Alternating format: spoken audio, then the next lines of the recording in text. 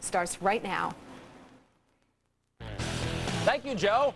We've got a lot to cover tonight. In just a moment, I'll ask the chairman of the Homeland Security Committee how exactly the war in Iraq is making us safer at home. Plus, I'll tell you why critics of Bill Bennett, and there are many today, are intentionally missing the point about what he said on the radio about abortion. But first, news out of Washington, D.C. today as New York Times reporter Judith Miller testified before a grand jury, breaking her silence in the investigation into whether White House officials leaked the name of a CIA officer a year and a half ago. Miller's source, Scooter Libby, who was also the vice president's chief of staff, gave Miller permission to testify a year ago and once again this week. Still unanswered is why Miller suddenly decided to go before the grand jury now. That investigation is believed to be wrapping up soon. Indictments are expected. Who exactly is going to be indicted, we still have no idea. Stay tuned. Meanwhile, reverberations continue from yesterday's dramatic testimony on Capitol Hill. General George Casey, who commands U.S. forces in Iraq, told lawmakers that the Iraqi army is in even sorrier shape than we'd known. According to General Casey, only one Iraqi battalion out of 86 is capable of fighting on its own. So if 2.5 years after the invasion, the Iraqi army is still nowhere near capable of protecting its own country, how and when will U.S. forces be able to leave and come home? That's a question for our next guest. He is Congressman Peter King of New York. He's the new chairman of the House Homeland Security Committee. He's a longtime supporter of this administration's Iraq policy. He joins us now from Washington. Mr. Chairman, thanks a lot for coming on. Thank you, Tucker. Good to be here. So we've been told from the very beginning, be patient with the war in Iraq. It's difficult. It's going to take a long time. And I think Americans have been patient. But this news yesterday from General Casey is genuinely discouraging. It seems obvious we're moving backward. Why should Americans continue to be patient at this point? You know, first of all, I mean, the news is somewhat better than the impression you're giving. Out of those 86 battalions, about a third of them are operational, which means they are Iraqi-led, and the U.S. is providing primarily logistical support. For instance, about, I think, 70% of the checkpoints in Baghdad are led by Iraqis. About 40% of the patrols are led by Iraqis. About 30% of the raids in Baghdad are being carried out by Iraqi-led forces. So the armed forces are a lot better than they were. But wait, no, hold on. I'm sorry, Mr. Chairman, I'm sorry to interrupt you, but the full news, and it wasn't even included in the script that I read a second ago, is that there were, up until recently, 3 full battalions that were considered capable of fighting on their own, and now General Casey tells us that's been readjusted to 1. That is a movement backwards. I mean, there's no spinning that.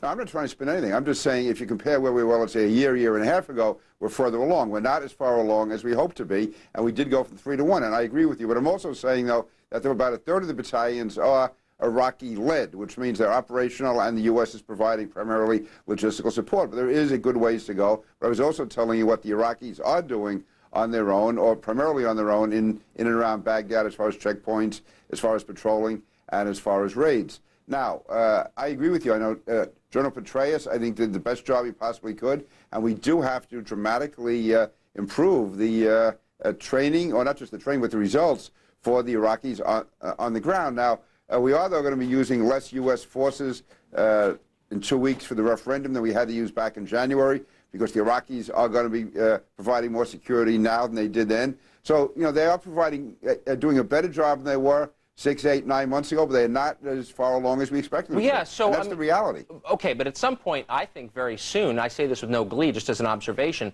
this is going to become a huge political problem for the Republican Party and for the administration.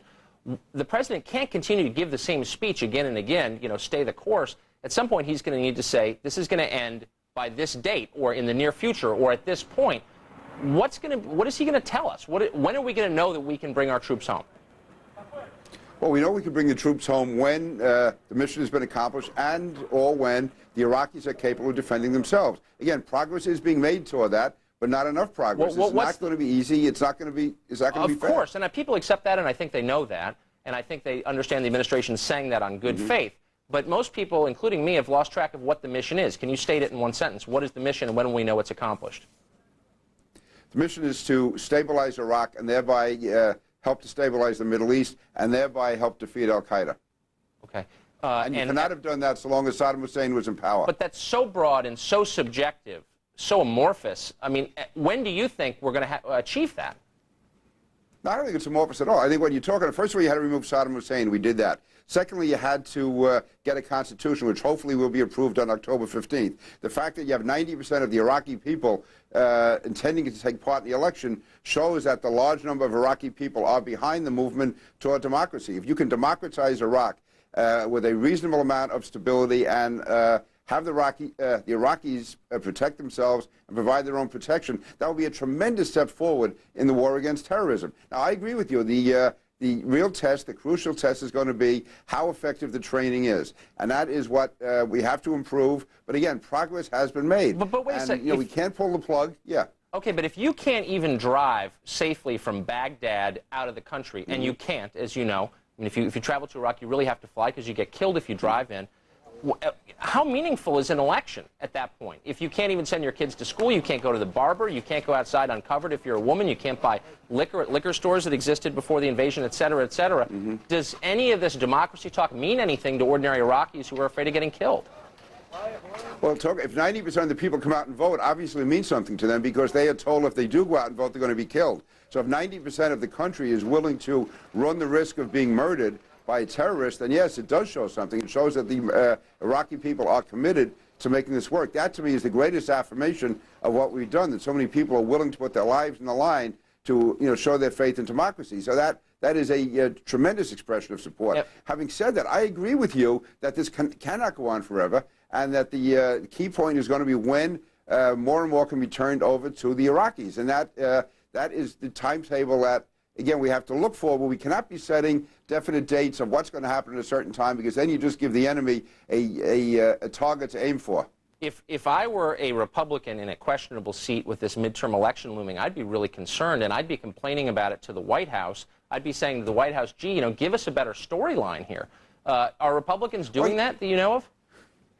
Well, first of all, I don't think you should be looking for storylines when we talk about national security. What we have to do is, I agree with you, we have to go out and articulate the case better. We have to make it stronger. But the reality is we shouldn't be basing campaigns just on, put it this way, we shouldn't be basing military policy to help our campaigns. I'm not suggesting that for a second. What I'm saying is that when almost 2,000 Americans have died, you need to have a way to convince Americans that their deaths were worth something. I asked this exact question to one of your colleagues, Congressman Wolf, Republican of Virginia, the other night, and he said point blank on the show, what you're saying is hurting the troops. So raising the question, according to Congressman Wolf, was an attack on the armed forces. That's an outrageous thing to say, but that's kind of the stock line, right? You question the war, and you're somehow hurting the war effort. There's got to be a better explanation of why this is worth it coming from the White House, and I don't hear it. Do you? Well, Tucker, I'm not asking you to stop the questions. I think we can ask legitimate questions, but I'm saying that I believe this is going in the right direction, and I say that as a Republican congressman who's running next year, I'm not going to ask the White House to change their strategy or their policies to make my election easier. I agree that if they can make the case stronger, we can make the case stronger, fine. But our national security is at risk. I believe the war in Iraq is essential to our national security. It's essential to the war against terrorism, and I'm not going to ask anyone to adjust their policies to make my re-election bid easier. I do believe, and I've said this, that we have to do a better job of training the Iraqi forces. But that's something we have to do. We can't be altering or changing our policy just with the election cycle. That's been tried in the past. I think one of the reasons, you know, the problems we had going back over a period of years with terrorism is we look toward the next election. I'm saying let's look toward winning this. If we win this, you know that'll be its own reward, you know, in history. And I am more than willing to carry this fight to my constituency and to let my voters know where I stand and let them decide next November. All right. Peter King, new chairman of the Homeland Security Committee. Thanks a lot. Tucker, thank you. Still to come, former Education Secretary Bill Bennett takes heat for ear-piercing comments about the abortion of black babies. What was Bennett really trying to say, and is it really an outrage? We'll walk you through it. Plus, if President Bush was hoping envoy Karen Hughes would be his secret weapon against terrorism, he'd better reload. Her first trip to the Middle East has some convinced she's Osama bin Laden's little helper. Is that fair? We'll explain it when we come back.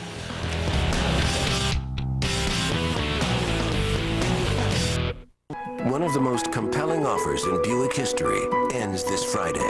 The employee discount for everyone, 96 hours and counting. You pay what we pay, not a cent more. All remaining 2000 2005 Buick models. Some of our best prices ever on our best cars ever. Come see how our quality measures up. The 2005 LaCrosse CX with an estimated 29 miles per gallon highway, just $19,944 after all applicable offers. The employee discount through end of business Friday. See your Buick dealer today.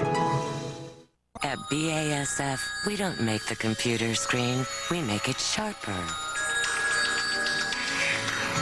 We don't make the sandboard, we make it lighter. We don't make the dress, we make it brighter. We don't make the motorcycle, we make it quicker.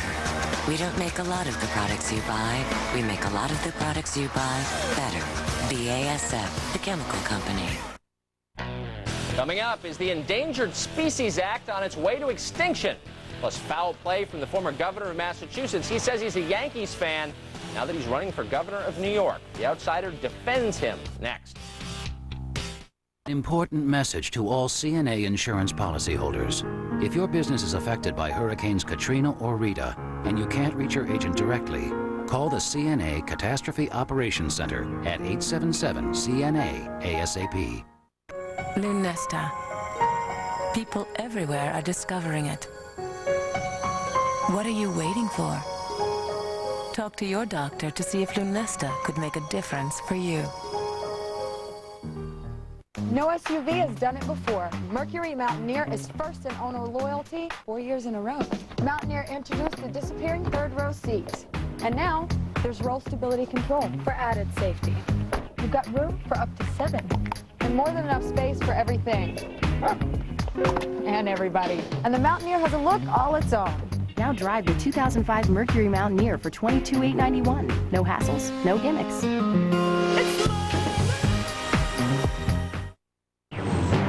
NFL Sunday Night Football on ESPN HD. Football like you've never seen it before. From bone-crushing tackles to fingertip catches, Comcast digital cable with high definition is the best way to experience the extremes of the NFL. 100-yard sprints to 1-inch battles. Don't miss any of it with the best seat in the house. Watch Sunday Night Football on ESPN HD, and the best way to get HD is through Comcast digital cable with high definition. Tomorrow on MSNBC, join Rita Cosby and some of your favorite performers for an unforgettable night of entertainment and hope to help the Gulf Coast survivors of Hurricane Katrina rebuild, renew, rise. Mississippi Rising, tomorrow at 8, right here on MSNBC.